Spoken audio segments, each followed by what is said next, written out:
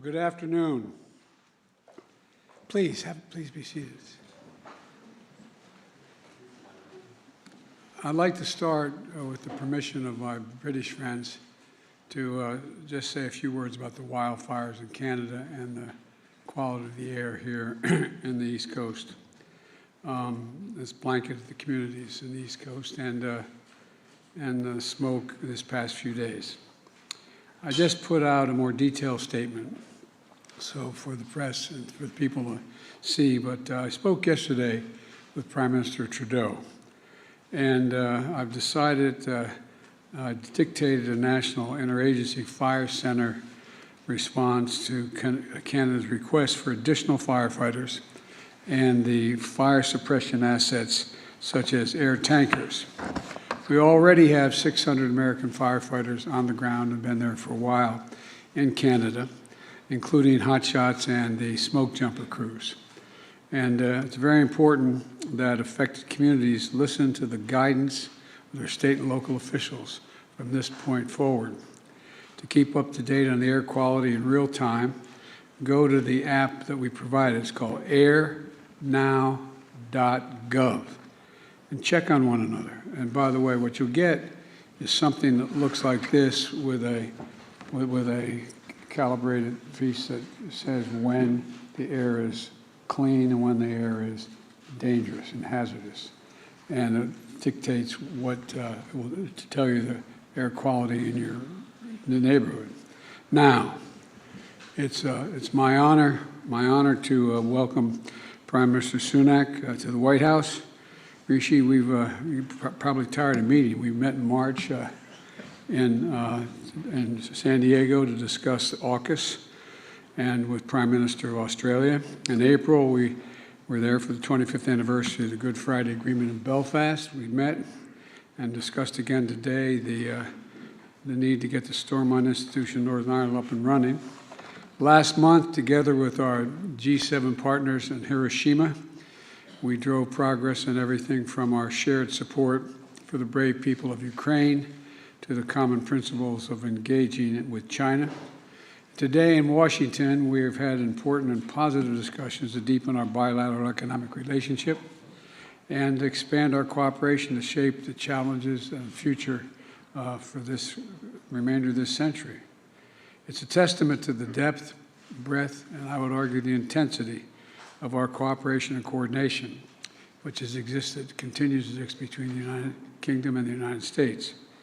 There's no issue of global of importance, none, that where our nations are not leading together and where we're not sharing our common values to make things better. In our conversations today, we continue to build on all that we've achieved over these past months. We discussed how we can continue to adapt and upgrade our partnership to ensure our countries remain at the cutting edge of a rapidly changing world. Our economic partnership is an enormous strength and source of strength that anchors everything that we do together. We want to harness that power to make sure we're creating good jobs and supporting working-class families in both our countries, and that growth is shared broadly and no one gets left behind. So today, we're releasing a new plan to equip our economic partnership for the 21st century. It outlines how we can enhance our cooperation to accelerate the clean energy transition that must take place and is taking place, lead the development of emerging technologies that are going to shape so much of our future, and protect technologies critical to our national security. And a key piece of that is working together to strengthen our critical mineral supply chains and to make them more resilient so we're not dependent on any one country to meet our goals. When it comes to technology that will shape the future, like semiconductors, quantum computing, artificial intelligence, the UK and the US are working together to make sure they are developed safely and responsibly and jointly. We're going to do more on joint research and development to ensure the future we're building remains fundamentally aligned with our value set in both our countries.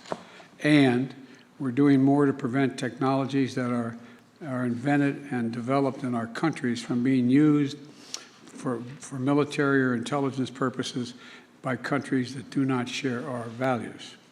Today, we'll also discuss our unwavering support for the people of Ukraine and who are defending themselves against the most brutal aggression we've seen in a long time at the hands of Russia and Putin. The UK and the United States, together with more than 50 partners, have committed historic levels of security assistance to Ukraine.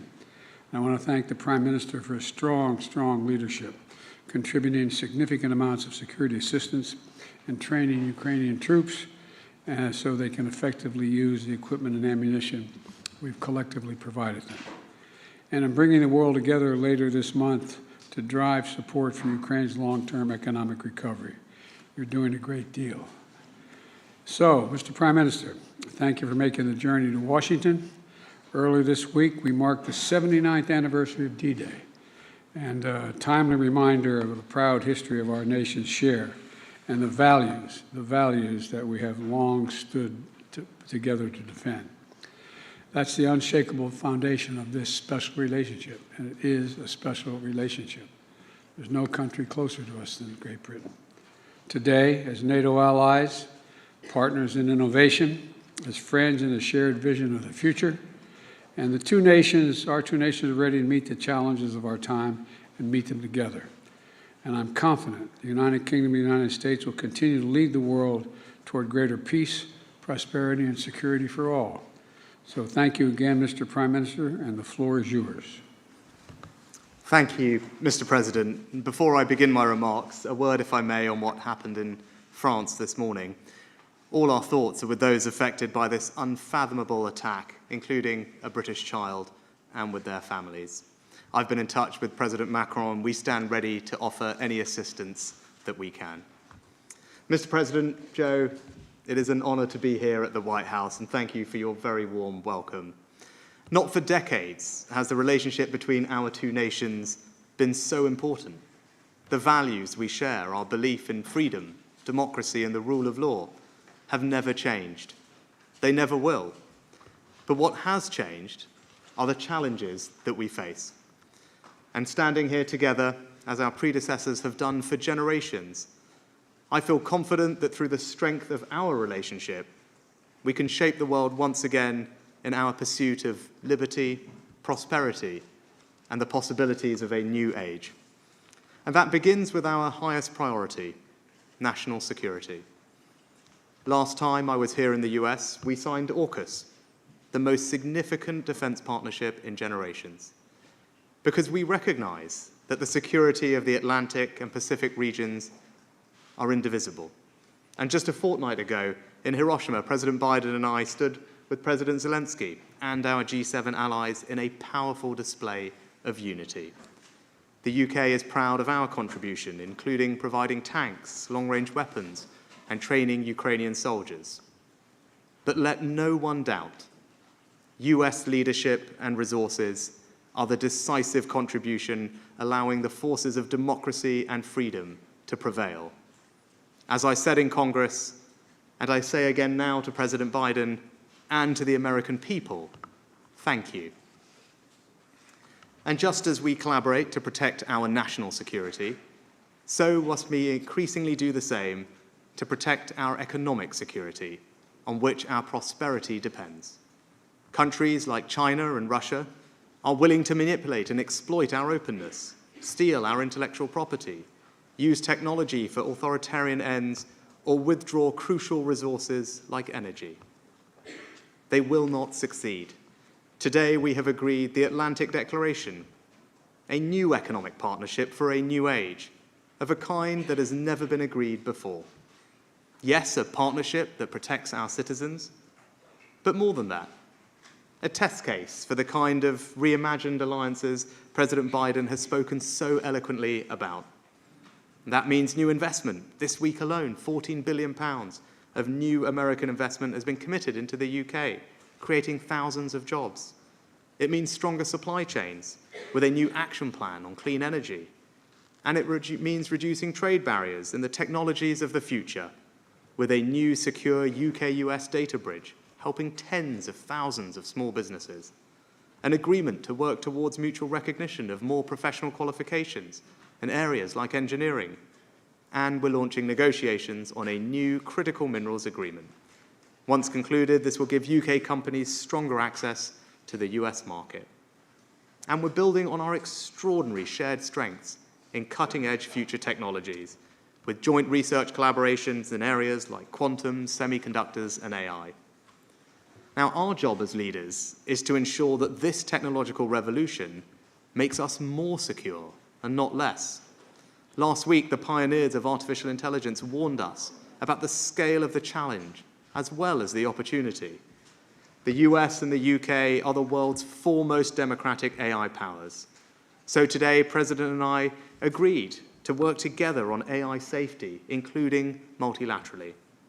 Now, the UK looks forward to hosting the first global summit on AI safety later this year, so that we can seize the extraordinary possibilities of this new technological age and do so with confidence. And we are well placed to do so. I know some people have wondered what kind of partner Britain would be after we left the EU. I'd say, judge us by our actions. We're committed to our values as ever, as reliable an ally as ever, as attractive an investment destination as ever. But we're changing too.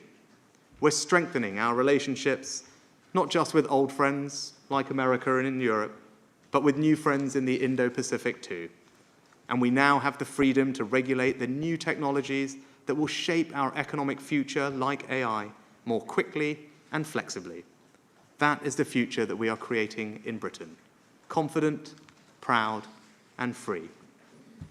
And let me close with a personal reflection. As Joe mentioned, he and I have seen quite a lot of each other in recent months. I gather our wives have even started to take spin classes together.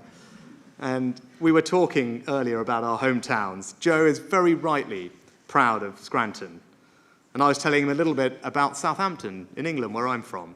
Now, not everyone knows this, but it was in a church in Southampton where in the days before he set sail for these shores that John Winthrop first spoke about his dream of building a city on a hill. And that reminds us that the relationship between our two nations is unlike any other. Our alliance is so strong because it is not abstract. It is rooted in our people. And it's never been about our history alone, but about our ability to grasp the future. We share the same beliefs, pursue the same purpose, and act according to the same ideals. And that's why today, as we meet the challenges of our time, we can depend on each other with absolute conviction. When the United States and the United Kingdom stand together, the world is a safer, better, and more prosperous place. And that's why ours is the indispensable alliance. Thank you. Thank you, Mr. Prime Minister. All right, first question goes to James of the Financial Times, unless he left. Thank you, Mr. President. I appreciate the question. You spoke about your unwavering support for the people of Ukraine. So much of that depends on funding from the US Congress. And now with the counteroffensive underway, when do you expect to return to Congress and ask for new funding? And how much do you expect you will need? And do you think that Speaker McCarthy will agree to it, given some skeptical comments that we heard earlier this week? No, not sure, and yes. And to Prime Minister Sunak, you spoke earlier this week about the importance of finding long-term security arrangements and agreements for the defense of Ukraine for many years ahead.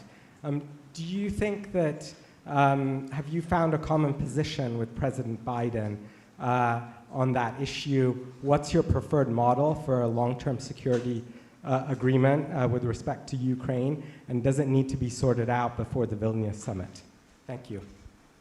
Let me begin by answering your question. First of all, the Ukrainians should speak to the military operations. I won't do that from here. We've done everything we could collectively, but individually in the United States, to make them ready to support it's going to continue, and an evolving situation that we're very optimistic. In talks with the Ukrainians, and particularly with Zelensky and our allies and partners on commitments to Ukraine, long-term security to deter future aggression after this war ends is the goal. And we're advancing this goal by providing them the support Ukraine needs now on the battlefield and helping them strengthen their military over the long term. The fact of the matter is that I believe we'll have the funding necessary to support Ukraine as long as it takes. And I believe that that support will be real, even though you hear some voices today on Capitol Hill about whether or not we should continue to support Ukraine and for how long we should support them. The fact of the matter is, I asked people to picture what would happen if we were not supporting Ukraine. Do we think Russia would stop in Kyiv? Do you think that's all there would be happening? I think not, and I think the vast majority of my colleagues, even the critics, think that would not be the case as well. There's much more to say about Ukraine, but I hope that answers your direct question. James, thank you for the question. If I might actually touch on your first question first, and say it's actually entirely reasonable for the American people to hear what I say and hopefully acknowledge the thanks that we have for their support of the situation in Ukraine, but also ask if everyone is doing their bit. And that's why, as I said, the UK is proud to be behind the US, the biggest contributor to the military effort in Ukraine. And I think it's right that other countries also step up and do their part. We're lucky to have America's investment in European security, but we need to share the burden alongside you, which is why defense spending in the UK has been above the 2% NATO benchmark. It's on an increasing trajectory, and we would encourage other countries to follow the lead that the US and the UK set, because our security is collective. I think the other thing for you to know about us as an ally is we also view security as indivisible between the Euro-Atlantic region and the Pacific. That's why the AUKUS partnership is so important. That's why we're strengthening our engagement and alliances in that region too, so that the US can count on the UK as a partner and an ally, sharing the burden, but also working together in every sphere that it matters. And on your latter question, I agree with what the President said. It's about deterrence. President Putin will be thinking that he can wait us out, that the alliance will tire, will get fatigued, and will give up. Now, that is not the case. And the more we can put in place support for Ukraine, not just in the here and now, but support that will last for a time and for years to come, I think it sends a strong signal to him that there is no point trying to wait us out. We're not going anywhere. We will be here for as long as it takes. And hopefully that will speed up the calculation in his mind that he should withdraw his forces and stop what is an illegal and unprovoked act of aggression. Also, if you don't mind my making an addendum, I'd point out that not only do we have Europe responding, I spent a lot of time in Japan. The Japanese have stepped up. They've stepped up in terms of their budget. They've stepped up in terms of their involvement. They've stepped up in terms of the support for Ukraine, realizing that a glaring invasion with no pretext of anything other than conquering land occurring in the 21st century is a danger not only in Europe but everywhere in the world. The next question from the PBS News Hour, Laura. Thank you, Mr. President. I think you're going to steal the mic. That's why Yeah, they're holding on to it. Laura Barone-Lopez with the PBS News Hour. All over the country, Mr. President, Republican-led states are passing laws, passing anti-LGBTQ, anti-transgender laws that restrict rights in medical care. Intimidation is on the rise. This week, anti-LGBTQ protesters turned violent in California. And also recently, I spoke to the parents of a transgender girl in Texas who told me that they're afraid and that they're considering leaving not just their state, but the country. Sir, why do you think this is happening? And what do you say to parents like the ones that I spoke to those families who are contemplating leaving the country because they don't feel safe anymore? And then, Prime Minister Sunak, thank you. You mentioned that AI has been a key part of your visit.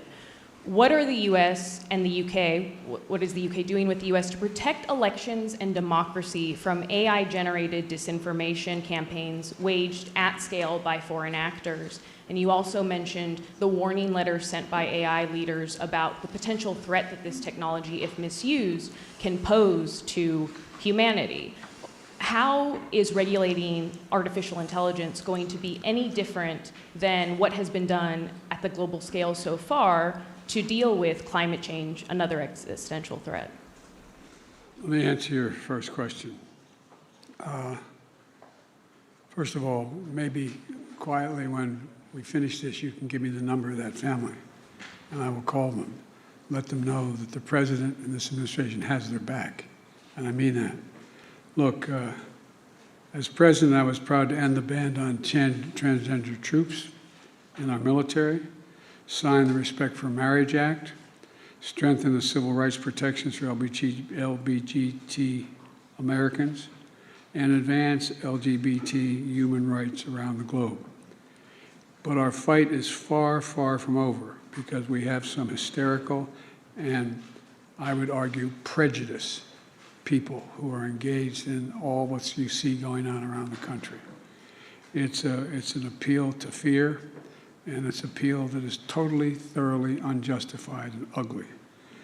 It's wrong for that a person can be married in the morning in the United States and fired in the afternoon by their employer because they're gay.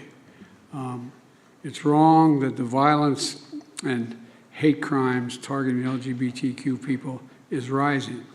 It's wrong that extreme officials are pushing hateful bills targeting transgender children, terrifying families, and criminalizing doctors. These are our kids. These are our neighbors. It's cruel and it's callous. Not somebody else's kids, they're all our kids. They're the kids, and our children are the kite strings that hold our national ambitions aloft. It matters a great deal how we treat everyone in this country. And the fact is that I'm announcing today a series of new initiatives that we're taking to protect the LGBT community. I was going to do this at the 4 out on the South Lawn. We're having Pride Day. We're going to have to postpone it because of the climate, because of the weather and the pollution out there, because of the fires. But number one, we're going to strengthen the physical safety. Dedicated resources to federal coordination of better protect Pride celebrations, marches, community centers, healthcare providers, and small businesses. Secondly, we're addressing the civil rights violations. A new coordinator to protect LGBT students from book bans, which make it harder for kids to learn and may violate their civil rights at the same time. We're also engaging in mental health and other supports, more mental health resources, and funding to help families support their kids, new efforts to protect LGBTQ kids in foster care, and steps to end the absolute end of LGBTQ homelessness. Congress has to pass, and I'm not giving up on this, just like they told me we couldn't get the Marriage Act passed. Congress must pass the Equality Act and send it to my desk. LGBTQ Americans, especially children, you're loved, you're heard, and this administration has your back, and I mean it. We are not relenting one single second to make sure that they're protected. Laura, on your question, it's clear that AI can bring incredible and will bring incredible benefits to society, our economies, to all of us. And actually, one of your leading venture capitalists just published an essay on this, which made the point very eloquently yesterday. I think it's also clear, though, that it does pose very real risks that we as leaders need to be cognizant of and put in place the guardrails to mitigate against. Actually, President Biden and I had a very good conversation on this just a couple of weeks ago in Japan in one of our sessions in Hiroshima. And we are aligned in wanting to discuss with other countries what those guardrails should be. I think here in the US, you've convened all the companies together recently. We've done the same in Downing Street just a couple of weeks ago. And I think there are a series of measures that we can implement, working cooperatively, as we have been discussing, that will ensure that we can enjoy the benefits of this technology whilst mitigating against their risks. And that's what our citizens would expect. And you talk about climate change, we come together at COP to work multilaterally across multiple countries to bring down carbon emissions, to get funding to the countries that need it, to share research on how we can develop the green technologies of the future. Indeed, that's part of our conversations and agreement today. Now, we need to bring that same spirit of urgency, I think, to the challenges and opportunities that AI poses, because the pace of the technological change is faster than people had anticipated. And I think the letter that you mentioned kind of reminded us that we do need to work urgently to address this issue. And I'm delighted that Joe and I and others will be doing that with all great haste. And I think a couple of questions on our end. Could I call on the BBC? Thank you. Chris Mason from BBC News. Prime Minister, your aim as a Conservative Party at the last general election was a full free trade deal with America. Isn't the simple truth of what's been announced today an acknowledgement of a failure to do that? And to the President, why won't you do a full trade agreement with the UK? Thank you. Thanks. So if you look at what we've announced today, what it does is respond to the particular opportunities and challenges that we face right now and into the future. And it asks the question, what do we need to do working together that can bring most benefit to our citizens as quickly as possible? And our agreement does that. It's a first-of-a-kind agreement that's ambitious in what it seeks to achieve. I think that I've structured it around a couple of different areas. The first is economic security, because the challenges we face are much more economic in nature, big subject of our discussions at the G7 recently, and the only way we're going to meet those challenges is to work together, to strengthen the resilience of our supply chains, to research the technologies of the future together, and that's what we've announced today, is a partnership that will deepen our cooperation to strengthen the economic security, and that's good for all our citizens at home. And those risks have intensified in the past couple of years. I think that's very evident. But it also seeks to build prosperity and create jobs in both of our countries. We've announced billions of pounds of investment into the UK, which is going to support thousands of jobs. And the agreement that we've struck today will continue to do that. It will support tens of thousands of small businesses in the UK, removing unnecessary red tape so that they can trade and do business in the US far easier. And I think those types of specific targeted measures that will deliver real benefits to people as quickly as possible are the right things for us to be focused on. But I think be in no doubt, as Joe and I were discussing earlier, the economic relationship between our two countries has never been stronger. The trade is worth hundreds of billions of pounds or dollars a year. Over 1 million of our citizens in each other's countries work in each other's companies. We're one of the largest investors in each other's countries, and that trade is growing at something like 20% last year. So the relationship is strong, it's booming, but our agreement today focuses on the particular challenges, opportunities of the moment we're in, and I think that's the right thing for us both to be focused on. I think we had a really good discussion today about our economic relationship, and we've launched negotiations on critical materials and an agreement to deal with climate crisis. For example, there is no reason why Great Britain will not play a major role in not only critical materials, but in investing in the United States of America in all of our initiatives relating to the need for critical materials, including battery technology and a whole range of things. Number one. Number two, cooperating on data and AI. It is a limitless capacity and possibility. But we have to do it with great care, not relative to one another, but relative to the issue. Because when I convened the leaders in AI, about I think there were 13 here in the United States, the very architects of this AI, they're also very concerned about it getting out of hand. And we got to make sure we're all on the same page. And we're looking to Great Britain to lead that effort this fall in putting together a proposal, a group of nations to deal with, how do we deal with this? It not only has the potential to cure cancer and many other things that are just beyond our comprehension, but it has the potential to do great damage if it's not controlled. And so we're looking for, I'll overstate it, we're looking for watermarks on everything that has to do with produced by AI, so we know from whence it comes. But there's a lot we have to do. We're also addressing the national security risk posed by certain types of outbound investments. I had a discussion with Xi Jinping in China. Why was I not transferring certain technological capabilities? And I said very simply, because you're using them for weapons of mass destruction and intelligence intervention. And I said, if we could work out something on that, we'd have a very different relationship. So what we're trying to do is figure out how together we can make sure that we have the, let me back up and say it this way. I don't think ever in the history of human endeavor has there been as fundamental potential technological change as is presented by artificial intelligence. It is staggering. It is staggering.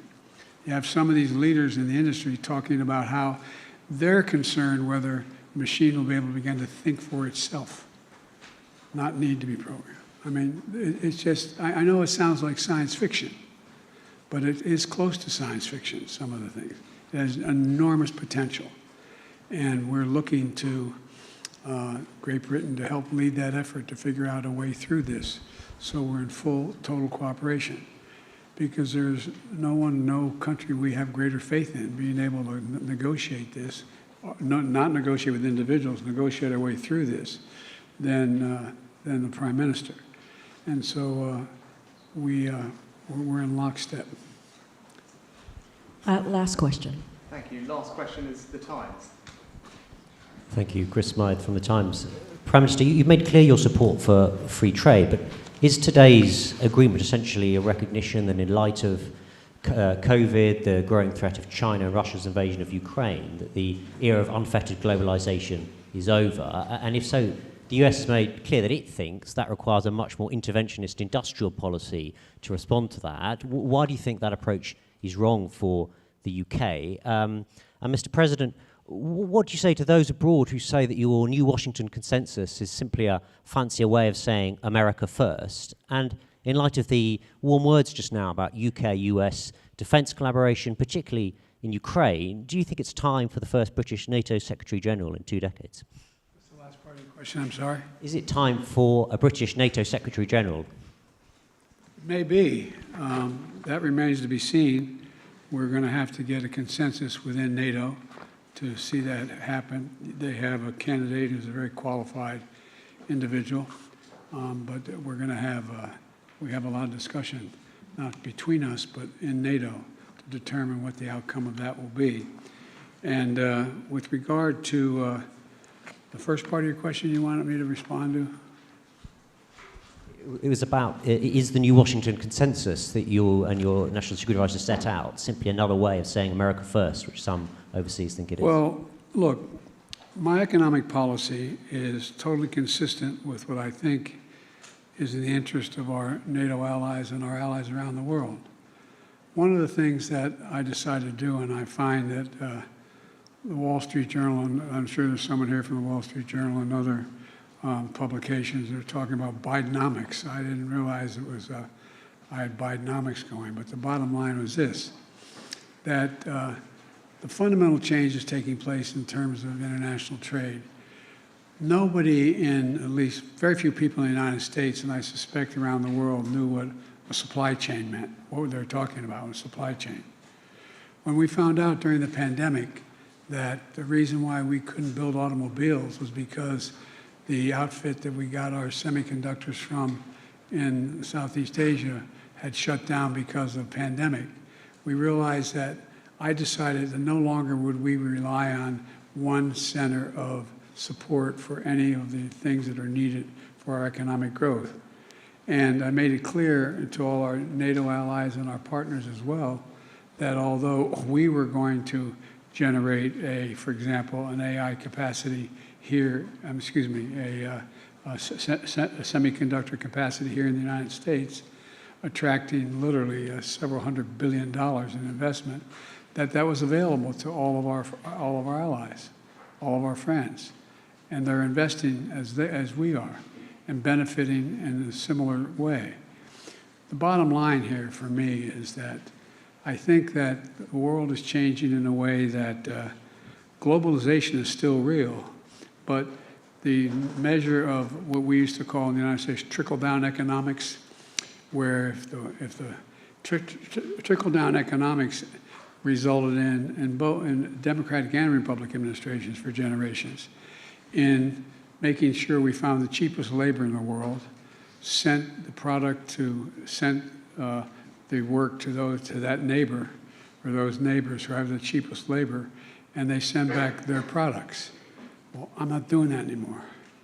We're going to make sure that we, in fact, have a flip of that. We're sending capacity here in the United States. We're attracting capacity to build here in the United States and send product overseas, not the reverse.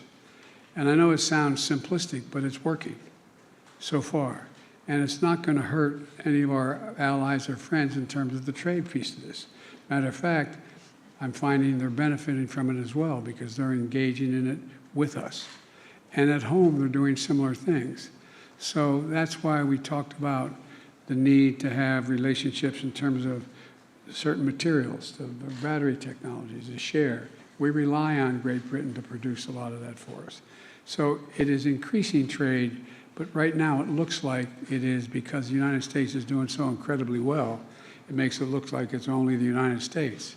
It's not. It's a change in direction in terms of how we view generating economic growth. And just to add to that, I'd say I'm absolutely of the view that the United States, this president, does not believe in zero-sum competition amongst allies. That's what we declared together with our G7 partners just a few weeks ago in Hiroshima. This is a president and an administration that is completely attuned to the needs and concerns of its allies on these issues, and you can see that.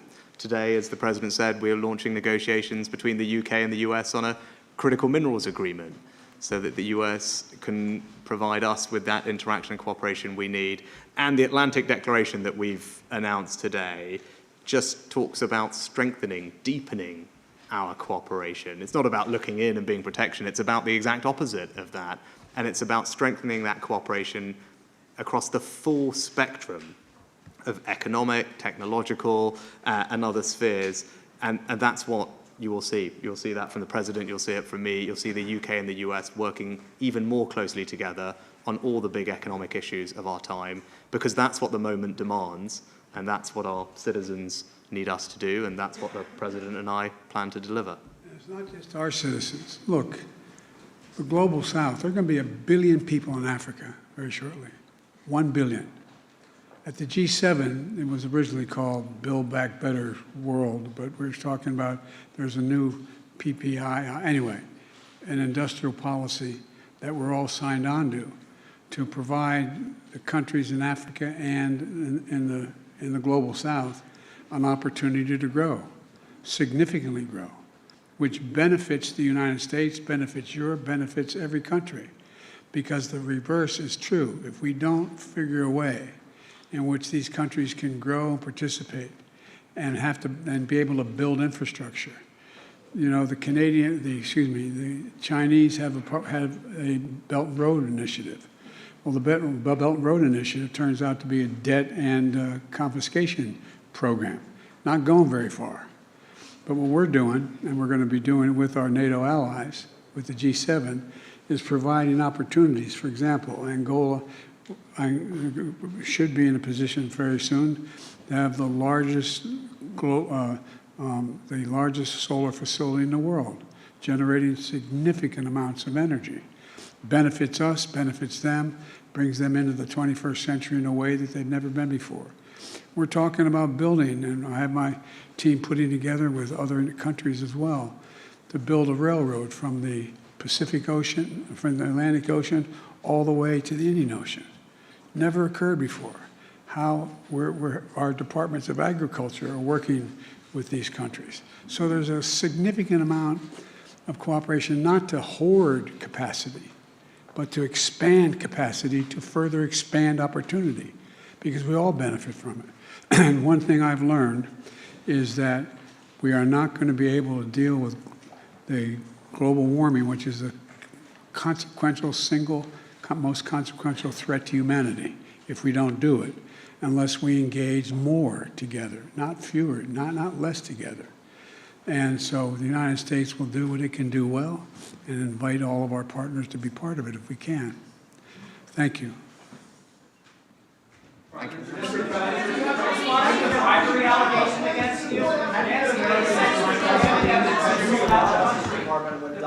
Ladies and gentlemen, distinguished guests, please remain in your seats as the principals and official delegations depart the East Room. I'm supposed to walk off the stage now. But wait. The bribery allegation, Congresswoman Nancy Mace says there's damning evidence in the FBI file that you sold out the country. Do you have a response to the congressional Republicans? Where's the money? I'm joking. Mr. President, It's a bunch of malarkey. Mr. President, what do you say to Americans to convince them that they should trust the independence and fairness of the Justice Department when your predecessor, Donald Trump, repeatedly attacks it? Because you notice, I have never once, not one single time, suggested to the Justice Department what they should do or not do relative to bringing a charge or not bringing a charge. I'm honest.